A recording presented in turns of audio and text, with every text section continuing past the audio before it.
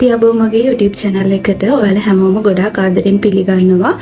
කලින් පොරොන්දු වුණා වගේම ඔයාලට කොහොමද කිසිම දෙයක් නොදැන උනත් අලුතෙන් ව්‍යාපාරයක් පටන් ගන්න, ඒ ව්‍යාපාරය සාර්ථක කරගන්නේ කොහොමද කියලා මුලින් ඉඳලම අවසානයේ දක්වා මාතෘකා අපි අද මම ඔයාලට 11ක් ගැන කතා කරනවා. ඒ කියන්නේ ඔයා ව්‍යාපාරයක් පටන් අරගෙන සාර්ථක කරගෙන යන්නේ කොහොමද කියලා මාතෘකා 11ක් ගැන මම ඔයාලට මේ වීඩියෝ එකෙන් විස්තර කරනවා.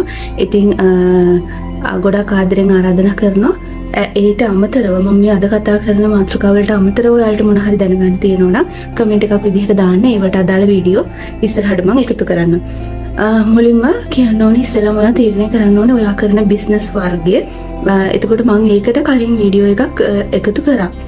ඔයාගේ හැකියාවක් අඳුරගෙන එහෙම නැත්නම් ඔයාට තියෙන දක්ෂතාවයක් අඳුරගෙන කොයි අංශයෙන්ද බිස්නස් එකක් කරොත් හොඳ කියලා හිතලා පටන් ගන්න කොහොමද කියන බිස්නස් ඔයා කරන්න ඕනි බිස්නස් වර්ගය මොකක්ද කියලා අඳුරගන්න වීඩියෝ එකක් කලින් මම දාලා තියෙනවා. ඒකේ ලින්ක් එක මම කමෙන්ට් එකක් විදිහට හරි ඩිස්ක්‍රිප්ෂන් එකේ හරි දාන්නම්. බලපු නැති කෙනෙක්ට බලන්න. එතකොට ඔයාට පුළුවන් ඔයාට ගැළපෙන බිස්නස් වර්ගය මුලින්ම තෝරගන්න. ඊට පස්සේ අපිට වැදගත් වෙන දේ තමයි බිස්නස් එකට නමක්. ඒ කියන්නේ මුලින්ම අපි මොන හරි දෙයක් තීරණය කරොත් ඒකට අදාළව බිස්නස් එකට නමක් තියෙන්න ඕනේ. එතකොට ඒ නම අපි කරන්න ඉන්න ශාස්ත්‍රයත් එක්ක ගැලපෙන්න ඕනේ. උදාහරණයක් විදිහට ගත්තොත් ඔයා හිතන්නකෝ ඔයා කරන්න හිතන් ඉන්නේ රෙදි සම්බන්ධයෙන් බිස්නස් එකක් නම් ඔයා තෝරගන්න නම ඒ කියන්නේ කෙනෙක් කියවුවාම හෝ ඒ කෙනාට ඇහුණාම ඒක රෙදි සම්බන්ධයෙන් එහෙම නැත්නම් ෆැෂන් සම්බන්ධයෙන් එහෙම නැත්නම් ඒ කියන්නේ මොනවා හරි රෙදි අංශයකට ගැලපෙනවා වගේ කියලා හිතෙන නමක් වෙන්න ඕන. ඔයා රෙදි අංශයෙන් තෝරගන්නවා නම් බිස්නස් එකක් කරන්න. එතකොට ඔයා හිතන්නකෝ එහෙම නැතු ඔයා ආහාර හරි රස කැවිලි හරි ඒ අංශයකින් මොන හරි බිස්නස් එකක් තෝරගත්ත කියලා. එතකොට කෙනෙක්ට ඒ නම කියවුවාම තේරෙන්න ඕනේ මෙයා කරන්නේ මේ අංශයට ගැලපෙන බිස්නස් එකක් තමයි මේ පේජ් එකේ හරි තියෙන්නේ. එහෙම නැත්නම් මෙයා විකුණන්නේ මේ වගේ දෙයක් කියලා කෙනෙක්ට දැක්කම තේරෙන්න ඕනේ. ඒක නිසා බිස්නස් එකකට නමක් තීරණය කරද්දී ඔයා තෝරගන්න පැත්තත් එක්ක අංශෙත් එක්ක ගැලපෙන නමක් තෝරගන්න ඕනේ. ඒ වගේම තව ටිකක් හිතන්න ඕනේ. ඔයා හිතනවා නම් ඒ බිස්නස් එක වැඩි දියුණු කරගෙන යද්දී තව අංශ ඔයාගේකට එකතු කරන්න ඕනේ කියලා. එහෙම නැත්නම් හත්පසින්ම ඔයා කරන්න හිතන් ඉන්න බිස්නස් එකට වෙනස් දෙයක් තව දෙයක් එකතු කරන්න ඔයා හිතාගෙන ඉන්නවනම් ඒ ගැනත් හිතලා ඔයා ගැලපෙන නමක් තෝරගන්න ඕනේ මුලින්ම. මොකද ලියාපදිංචි කරන්න වුණත් ඉස්සෙල්ලාම බිස්නස් එකේ නම ඉල්ලනවා. ඉතින් එතකොට ඔයා ඊළඟට දැනගෙන ඉන්න ඕන දේ තමයි බිස්නස් එකට නමක් තීරණය කරන්න. ඊට පස්සේ ඔයා බිස්නස් එකට ලෝගෝ එකක් හදන්න ඕනේ. ලෝගෝ එකක් කියලා මම අදහස් කරන්නේ ඒක ඔයා හිතන් ඉන්න අංශයෙන් ඔයා කරන්න හිතන් ඉන්න අංශයට ගැලපෙන විදිහට මොන හරි ලෝගෝ එකක්. ඒක මේ ඔයා මහලකුවට වියදම් කරගෙන කාට හරි ඩිසයින් කරන්න දීලා එහෙම හදන්න අවශ්‍යතාවයක් නැහැ. ඕන තරම් ඇප් තියෙනවා. ඔයාටම ඔයාගේ ලෝගෝ ඩිසයින් එක ඩිසයින් කරගන්න පුළුවන් Canva වගේ ඇප් තියෙනවා. ඒවා බලන්න. එහෙම නැත්නම් YouTube එකේම සර්ච් කරලා බලන්න කොහොමද බිස්නස් එකක ලෝගෝ එකක් හදන්නේ කියලා. එතකොට ලෝගෝ එකක් හදන්න සම්පූර්ණ පියවර විස්තර කරපු YouTube වීඩියෝස් තියෙනවා. ඉතින් ඔයාටම පුළුවන් ඔයාගේ බිස්නස් එකේ නම දාලා ලස්සන ලෝගෝ එකක් ඩිසයින් කරන්න. මම එහෙම අදහස් කරේ ඔයා කැවිලි බිස්නස් එකක් කරත් එහෙම නැත්නම් ආහාර සම්බන්ධයෙන් බිස්නස් එකක් කරත් රෙදි බිස්නස් එකක් කරත් ඔයාට ලෝගෝ එකක් තියෙන එක වටිනවා. එතකොට කෙනෙක් ඔයාගේ ලෝගෝ එක දැක්ක ගමන් ඉස්සරහට ඔයා දියුණු කරගෙන යද්දී එයාලා අඳුර ගන්නවා මේ බිස්නස් එකේ මේ කෙනා කියලා. එතකොට ඒ වගේම ඔයාලටත් දැන් මේ විදිහට මතක දේවල් ඇති. දැනට ප්‍රසිද්ධ බිස්නස් පේජ් වල ලෝගෝ එක එහෙම ඔයාලට හොඳට මතක ඇති. ඒක නිසා ඒ වගේ ගැලපෙන ලස්සන ලෝගෝ එකක් හදාගන්න එක තමයි ඊළඟ පියවර. ඒක ඔයාටම කරන්න පුළුවන්. ඉතින් කාර්යබහුල කෙනෙක් නම් කරන්න අපහසු කෙනෙක් නම් ඔයාට පුළුවන් කාට හරි සුළු මුදලක් දීලා මම ඒ වගේ ලෝගෝ හදන අයත් FB එකේ දැකලා තියෙනවා. ලොකු මුදලකට නෙමෙයි රුපියල් 600,000 අතර ගාණක් අරගෙන ලෝගෝ හදලා දෙන කට්ටියත් ඉන්නවා. ඔයාට හදාගන්න අමාරු නම් එහෙම කෙනෙක්ට කියලා හදාගන්න ඔයාගේ බිස්නස් එකට ගැලපෙන ලස්සන පාටවල් එකතු කරලා ලස්සන ලෝගෝ එකක්. එතකොට ඔයාට Facebook page එකක් හදනවා නම් ඔයාගේ බිස්නස් එකට ඔයාට ඒ ලෝගෝ එක ඔයාගේ බිස්නස් එකේ නම ඒ හැමදේම එකතු කරලා ලස්සනට මුලින් ඉඳන් ඔයාගේ බිස්නස් එක පටන් ගන්න පුළුවන්.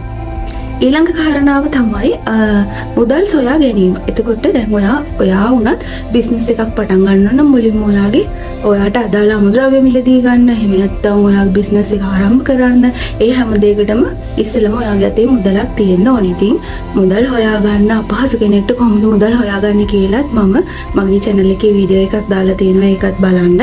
එහෙම නැත්නම් අදහසක් දෙන්නම්. ඉතින් මුදල් හොයාගන්න එක එක්ක ඔයාට පුළුවන් බැංකු ණයක් ගන්න. එහෙම නැත්නම් ඔයාගේ හිතවත් කෙනෙක්ගෙන් ණයක් ගන්න. එහෙම නැත්නම් ඔයාටම චුට්ටි එකතු කරන්න. එතකොට ඔයාගේ බිස්නස් එකත් එක්ක ඔයා කරන්න හිතන් ඉන්න බිස්නස් වර්ගයත් එක්ක ඔයාට අවශ්‍ය වෙන මූලික මුදල වෙනස් වෙනවා. ඉතින් මං කියන්නේ ඔයාට හොඳම දේ තමයි පොලියක් ගෙවන්න නැතුව මුදලක් හොයාගන්න තියෙනවා නම් ඒක තමයි ඔයාට පහසුම විදිහ. හේතුව බැංකු ණයක් හෝ කවින් හෝ ණයක් අරගෙන කරනකොට ඔයා අනිවාර්යෙන් පොලියක් ගෙවන්න ඕනේ. ඒක ඔයාගේ ඔළුවට ඊට පස්සේ වෙනම ස්ට්‍රෙස් එකක් වෙනවා, පීඩනයක් වෙනවා. වාරික ගෙවන්න ආවහම බිස්නස් එකක් මුලදී ඔයා දියුණු කරගෙන යනකොට මේ බිස්නස් එකට අවශ්‍ය අමුද්‍රව්‍ය උපකරණ ගන්න, ණය ගන්න එක ගැන නෙමෙයි මම මේ කතා කරන්නේ. එහෙම දියුණු කරගෙන යද්දී අවශ්‍ය ණය පහසුකම් ගන්න එක කිසිම මේ ඒ කියන්නේ ඔයාට හිත කර වෙන්නේ නැහැ. මොකද ඔයාට බිස්නස් එක ටිකක් දියුණු කරගෙන යනකොට ඔයාට ආදායමක් එනවා.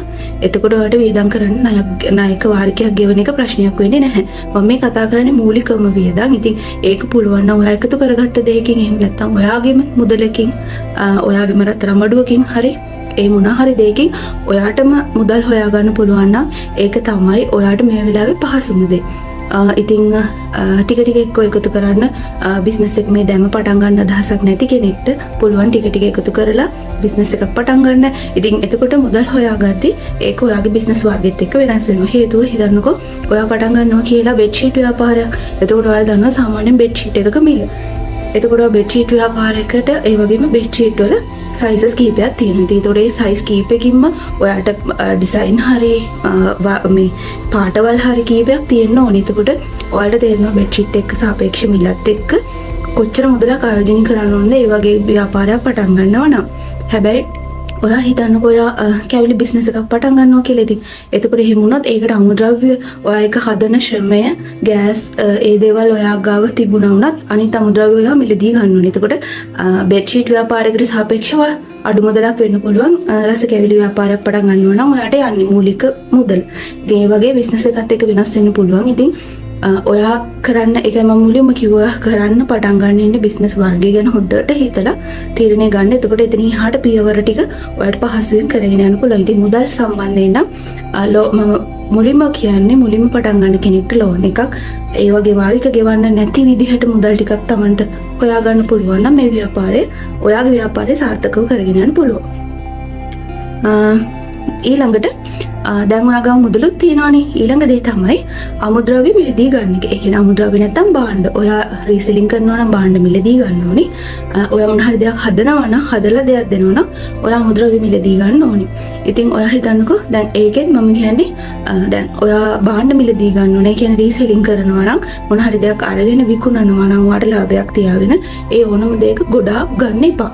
හේතුව සමහර විට ඔයාගේ බිස්නස් එකේදී ඒ සමහර අමුද්‍රව්‍ය මේ සමහර භාණ්ඩ විකුණ ගන්න බැරි වුණොත් ඔයා එකෙන් ලොකු ප්‍රමාණයක් අරගෙන තියෙනවා නම් ඒක ඔයාට පාඩුවක්. ඉතින් සාමාන්‍යයෙන් ඔයා මිලදී ගන්නවා නම් දැන් උදාහරණ විදිහට බෙඩ්ෂීට් ව්‍යාපාරෙම අපි ගමුකෝ. ඔයා සාමාන්‍යයෙන් ලොකු ප්‍රමාණයක් එක වර්ගයක එක සයිස් එකකින් ලොකු තොගයක් ගෙනල්ලා තියාගන්න එපා මුලින්ම පටන් ගන්නකොට බිස්නස් එක දියුණු කරගෙන යනකොට නෙමෙයි මම මේ කියන්නේ මුලින්ම පටන් ගන්නකොට ඔයා සාමාන්‍ය ප්‍රමාණය කැලි 4-5ක් එහෙම ගෙනල්ලා පටන් ගන්න. මොකද හදිස්සියවත් ඔයාගේ ව්‍යාපාරය වෙනස් කරන්න උනොත් හරි ඒ ව්‍යාපාරය නවත්තන්න උනොත් හරි ඒ බෙඩ්ෂීට් ඔයා ගෙනාවු ප්‍රමාණය ඔයාට පාවිච්චි කරන්න පුළුවන්. ඉතින් එතකොට ලොකු පාඩුවක් ඔයාට ලොකු හානියක් වෙන්නේ නැහැ ඔයාගේ මුදලට. ඉතින් ලොකු ප්‍රමාණයෙන් භාණ්ඩ මිලදී ගන්න එපා. අමුද්‍රව්‍ය වුණත් ලොකු ප්‍රමාණයකින් මිලදී ගන්න එපා. උදාහරණයක් විදිහට කෑම බිස්නස් එකක් කරනවා නම් ඔයා නිකන් උදාහරණයක් විදිහට ගන්න වටලප්පම් බිස්නස් එකක් කරනවා කියලා. එහෙමනම් වටලප්පම් හදන්න අවශ්‍ය අමුද්‍රව්‍ය සෑහෙන ප්‍රමාණයක් ඕඩර් එන්නත් කලින් ඔයා ගෙනත් තියාගන්න එපා. ඒක ඔයාට පාඩුයි. ඉතින් ඒක නිසා ව්‍යාපාරයක් කරගෙන යද්දී අවශ්‍ය අමුද්‍රව්‍ය වලට තේරෙයි ඕඩර් එන ප්‍රමාණයත් එක්ක ඔයගෙන් ඉල්ලන ඉල්ලුමත් එක්ක කොහොමද මම කල්පනාකරණය කරගන්න ඕනි කියලා. ඉතින් මුලදීම ව්‍යාපාරයක් පටන් ගද්දී හොඳට මතක තියාගන්න ඕනවට වඩා අමුද්‍රව්‍ය හෝ ඕනවට වඩා භාණ්ඩ මුලින්ම මිලදී ගන්න එපා. ව්‍යාපාරය කරගෙන යනකොට ඒ ක්‍රමයෙන් වැඩි කරගෙන යන්න. ඊළඟට අපි බලමු දැන් ඔන්න ඔයා මේ පියවර කීපයක්ම කතා කරගෙන ආවා. ඊළඟ පියවර තමයි ව්‍යාපාරය කරන තැන තීරණය කරන්න ඕනේ. දැන් ඔයා ෂොප් එකක් දාන්න හිතාගෙන ඉන්නවා නම් ඔයා කඩයක් දාන්න හිතාගෙන ඉන්නවා නම් ඔයාට ඒකට ගැළපෙන තැනක් තියෙන්න ඕනේ. ඉතින් ඒක හොයලා බලලා හොඳයිද කොහොමද කුලිය කොහොමද එතකොට ඒ අයිතිකාරයෝ හොඳයිද එහෙම නැත්නම් ඒ ගන්න පියවරවල් නීතිමය කොහොමද කටයුතු කරගන්නේ මේ දේවල් මුලින්ම ඔයා සාකච්ඡා කරලා හොඳ තැනක් ඔයාගේ ව්‍යාපාරයට ගැළපෙන තැනක් තෝරගන්න ඕනේ.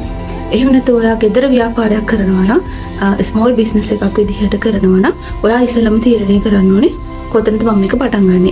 නිදන කාමරේ මුලින්ම පටන් ගත්තා කියලා හිතන්න මොන හරි බිස්නස් එකක්. ඊට පස්සේ ටික දවසක් යනකොට ඔයාලට පෞද්ගලික ජීවිතෙත් එක්ක ඒ බිස්නස් බඩුවේ දැක්කම ඔන්න එපා වෙනවා ඒක අස් කරගන්නත් විදිහ නැහැ. ඒ නිසා හොඳම දේ තමයි වෙනම කාමරයක් ඔයාලට හොයාගන්න පුළුවන් නම් පොඩි මේසයක් දාගෙන එහෙම ඔයාගේ ව්‍යාපාරය කරන තැන තීරණය කරන්න. ඉතින් ඔයාගේ ගෙදර අනිත් අයට කරදරයක් නොවන විදිහට ඔයාටත් අපහසුාවක් නැති විදිහට යම්කිසි නිශ්චිත ස්ථානයක් තෝරගන්න එක තමයි හොඳම දේ. ඒ වගේම ඒකට අදාළ කොහොමද ඒ අදාළ මේස පුටු ඒ දේවල් ඔයා වෙනම තියාගන්නවා නම් ඔයාට පහසු වෙයි.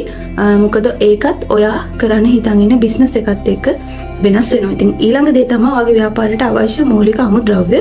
ඒකත් අදාළ වෙන්නේ මේ ව්‍යාපාරය කරන තැනත් එක්කමයි. එතකොට ඔයා හිතන්නකෝ ඔයා ගෙදර කෑම මොන හරි හදන කෙනෙක් නම් ඔයාට එතකොට ඒකට අවශ්‍ය වෙන මොනවාද භාජන එතකොට පැකින් කරන දේවල් සීලර් එකක් කතුරු ඉටි කවර ඒ වගේ දේවල් ඔයාට අවශ්‍ය වෙන්න පුළුවන්. එතකොට ඔයාගේ බිස්නස් එකට මූලිකවම අවශ්‍ය කරන දේවල් ටික ඔයා අනිවාර්යෙන් මිලදී ගන්න ඕනේ මොන ව්‍යාපාරය කරත්. එතකොට ඔයා ඇඳුම් බිස්නස් එකක් කරනවා නම් ඒව පැක් කරලා යවන්න අදාළ පැකින් බෑග් ඒ දේවල් තියෙන්නත් ඕන. එතකොට ඒව අයන් කරන්න අයන් එකක් තියෙන්න ඕනේ. ඉතින් ඒ දේවල් උනත් චුට්ටක් හිතලා ඔයාට අවශ්‍යම දේවල් ටික ඔයාට අත්‍යවශ්‍ය දේවල් ටික වෙනමම තැනකට හදා ගන්න පුළුවන් නම් ඔයාගේ ව්‍යාපාරය කරගෙන යද්දී ඔයාට ඒක පහසුවක් වෙයි. ඒතකොට ආහාර සම්බන්ධයෙන් නම් අනිවාර්යයෙන්ම ඔයාට වෙනමම තැනක් තියෙන්න ඕනේ, පිරිසිදු තැනක් තියෙන්න ඕනේ. මොකද ඔයා ව්‍යාපාරය ලියාපදිංචි කරනකොට ඔයාට අනිවාර්යෙන් ඔයාගේ ඒ දේවල් නිරීක්ෂණය කරන්න PHIලා ග්‍රාම සේවක මහත්තයා ඒ කට්ටිය එනවා. එතකොට ඔයා ආහාර සම්බන්ධයෙන් බිස්නස් එකක් නම් කරන්න හිතන් ඉන්නේ ඒ හැම දෙයකම අදාළ භාණ්ඩ ටික පිරිසිදුවට වෙනමම තැනක් අනිවාර්යෙන් තියෙන්න ඕන. මොකද අනිත් ව්‍යාපාර වලටත් ලියාපදිංචි ගන්න එක ඔයාලගේ කැමැත්ත. හැබැයි ආහාර නිෂ්පාදනය කරන අනිවාර්යෙන් ලියාපදිංචි තියෙන්න ඕන. වෙන ව්‍යාපාරයක නම් ලියාපදිංචි අත්‍යවශ්‍යම නැහැ. ඔයාලට කැමති නම් තමයි ගන්න තියෙන්නේ. ඉතින් ආහාර සම්බන්ධයෙන් කරනවා නම් අනිවාර්යෙන් වෙනමම තැනක් පිරිසිදු තැනක් හොඳට හදලා ඔයාගේ ව්‍යාපාරය පටන් ගන්න එක තමයි ඔයාට පහසු. ඊළඟට අපි බලමු පාර්සල් පැක් කරන එක. දැන් ඔයා හිතන්න මොනම ව්‍යාපාරයක් කරත් ඔයාට ඔයාගේ පාරිභෝගිකය අතට ඔයා පාර්සල් එකක් යවන්න ඕනේ. එතකොට ඒක මම මේ ඔන්ලයින් විදිහට කතා කරලා සාපේක්ෂව කතා කරොත් ඔයාට ඒක පැක් කරන්න පහසු විදිහක් තියෙන්න ඕනේ. එක්ක කුරියර් බෑග් එකක් තියෙන්න ඕනේ. එහෙම නැත්නම් කඩදාසි බෑග්. එතකොට ඒක ඔයාගේ ව්‍යාපාරයත් එක්ක ගැලපෙන්න එහෙම නැත්නම් කාඩ්බෝඩ් බොක්ස් එකක්. ඒතර මේ දේවල් ඔයා කරන්න හිතන් ඉන්න ව්‍යාපාරෙත් එක්ක ගැලපෙන්න ඕනේ. ඉතින් ඒක නිසා ඔයා කරන ව්‍යාපාරයට ගැලපෙන පැකින් කරන අමුද්‍රව්‍ය තෝරගන්න එකත් වැදගත් වෙනවා ව්‍යාපාරයක් කරගෙන යනකොට. උදාහරණයක් විදිහට හිතන්නකෝ ඔයා පොත් සම්බන්ධයෙන් මොන හරි ව්‍යාපාරයක් පටන් ගත්තොත් පොත් අදාළ දේවල් පැකින් කරන්න ඒක පොඩි වෙන්න නැති වෙන්න යවන්න එක්ක සමහරට වලට අර බබල් රැප් කරන්න වෙයි. ඊට පස්සේ සමහර විට දැන් ඔයා හිතන්නකෝ බින්දෙන සුළු දෙයක් ඔයා යවනවා නම් ඒක අනිවාර්යෙන් බබල් රැප් කරලා කාඩ්බෝඩ් පෙට්ටියක දාලා එහෙම පැක් කරන්න වෙයි. එතකොට ඒ විදිහට ඔයා යවන පැකේජ් එක ගැන පැකින් කරන මැටීරියල් එක ගැන සැලකිලිමත් වෙන්න ඕනේ. අනිවාර්යයෙන්ම ඔයාගේ බිස්නස් එක පැක් කරන්න වෙයි. එතකොට ඒ විදිහට ඔයා යවන පැකේජ් එක ගැන පැකින් කරන මැටීරියල් එක ගැන සැලකිලිමත් වෙන්න ඕනේ. අනිවාර්යයෙන්ම ඔයාගේ බිස්නස් එක කරනකොට. ඊළඟට කතා කරමු අපි පාර්සල් යවන විදිහ ගැන. එතකොට පාර්සල් යවනකොට ඔයාලට පුළුවන් පෞද්ගලික කුරියර් සර්විස් එකක් හරහා පාර්සල් යවන්න. එහෙම නැත්නම් පෝස්ට් ඔෆිස් එක හරහා පාර්සල් යවන්න. මේ ක්‍රම දෙකටම ඔයාලට පාර්සල් යවන්න පුළුවන්. එතකොට අදාළ කෙනාගේ ගෙදරටම අනිවාර්යෙන් පාර්සල් යනවා. ඉතින් මිල ගණන් වෙනස් වෙනවා. එතකොට ඔයාලට පහසු ක්‍රමයක් කතා කරගන්න එක තමයි ලේසිම දේ මේ ව්‍යාපාරයක් කරගෙන යනකොට. එතකොට ඔයාගේ ළඟම කුරියර් සර්විස් එක මොකද්ද? එයාලා හරියට සර්විස් එක දෙනවද? ඒ දේවල් එතකොට කොහොමද කිලෝ එකකට අය කිරීම? ඒ හැමදේම කතා බහ කරගත්තොත් එතකොට එයාලගේ තව එයාලගේ ශාඛා ඒ කුරිය ආයතනයේ ශාඛා තව කොහෙද තියෙන්නේ ඒ වගේ දේවල් ඒකට එක්ක සාකච්ඡා කරගත්තොත් ඔයාලට පහසුයි කුරිය හරහා පාර්සල් යවන්න. එතකොට එහෙම නැතකොට පෝස්ට් හරහා පාර්සල් යවන්න පුළුවන්. ඔයාගේ ළඟම තැපැල් කන්තරුවට ගිහිල්ලා විස්තර අහුවොත් එයාලා ඔයාලට පාර්සල් යවන්න විදිහේ ඉඳලා යන ගාස්තුයි හැමදේම දැනගන්න පුළුවන්. ඉතින් පාර්සල් යවද්දි ඔයාලට පුළුවන් සම්පූර්ණ මුදල අදාළ කස්ටමර්ගෙන් අරගෙන පාර්සලේ යවන්න උනත් එහෙම නැත්නම් පාර්සල් එක කස්ටමර් අතට ගියාට පස්සේ එයාට ගෙවලා ගන්න කැෂ් ඔන් ඩෙලිවරි කරන්න. අන්න එහෙම ගෙවලා ගන්න කොයි සර්විස් එකද ඔයා කරන්න කියලා තීරණය කරලා ඒ අදාළ ආයතනත් එක්ක කතා කරලා ඔයාට පාර්සල් යවන එක ගැන සියලුම විස්තර දැනගන්න පුළුවන්. ඊට පස්සේ අපි බලමු කස්ටමර්ස් දැන් ඔක්කොම හරි ව්‍යාපාරයක් පටන් අරගෙන කොහොමද ඔයා කස්ටමර්ස්ලා හොයාගන්නේ කියලා. ඉතින් ඒකයි මම ඔයාලට මුලින්ම කිව්වේ ඔයාට ගැළපෙන බිස්නස් එක මුලින්ම තෝරගත්තොත් කස්ටමර්ස්ලා හොයාගන්න එක කිසිම අමාරුවක් නැහැ. ඉතින් ඔයා බලන්න තව කෙනෙක් කරන දෙයට වඩා අමතරව දෙයක් ඔයාගේ ව්‍යාපාරයට එකතු කරන්න. එතකොට නිකම්ම කස්ටමර්ස්ලා ඔයාට හැදෙනවා. ඉතින් මුලින්ම ඕනම කෙනෙක්ට දැන් ජම්ම දුරකථනයක් තියෙනවා කියන්නේ ඔයාලට පුළුවන් Facebook page එකක් හදාගන්න. Facebook page එකත් හදන විදිහ A to Z කියලා දෙන YouTube channel වල තියෙනවා. ඉතින් ඔයාට ඒකත් හොයලා බලලා එහෙම ගැළපෙන page එකක් හදාගන්න පුළුවන්. එතකොට ඒක මාර්ගයෙන් ඔයාට පුළුවන් ඒවා ව්‍යාපාර කරන ගෲප් වලට ෂෙයා කරන්න, ඔයාගේ යාළුවන්ට කියන්න. එතකොට ඔන්න ටික ඔයාගේ කස්ටමර් බේස් එක ලොකු වෙනවා. ඔයා හිතනකො ඔයා කේක් සම්බන්ධයෙන් ව්‍යාපාරයක් පටන් ගත්ත කියලා. එතකොට ඔයාට පුළුවන් මුලින්ම කියන්න ඔයාගේ යාළුවන්ට, හිතවතුන්ට මම මේ විදිහට කේක් හදනවා. ඉතින් ඔයාලගේ විශේෂ අවස්ථා තිබ්බත් මට කියන්න. ඒ වගේ ඔයාට පුළුවන් එතකොට කීප දෙනෙක්ට ඔයා ඕඩර්ස් අරගෙන හැදුවොත් ඊට පස්සේ ටික ඔයාට ඔයාගේ පේජ් එකට දාලා ඒ වගේ ෆොටෝස් දාලා ඔයාගේ ව්‍යාපාරය වැඩි දියුණු කරන්න පුළුවන්. ඒ වගේම විශේෂයෙන් මතක තියාගන්න ඔයාගේ නොවන, ඒ කියන්නේ ඔයාගේ නිර්මාණයක් නොවන දෙයක් ඔයාගේ පේජ් එකේ හරි එමෙන්න ඔයාගේ කස්ටමර්ස්ලට හරි යවන්න එපා.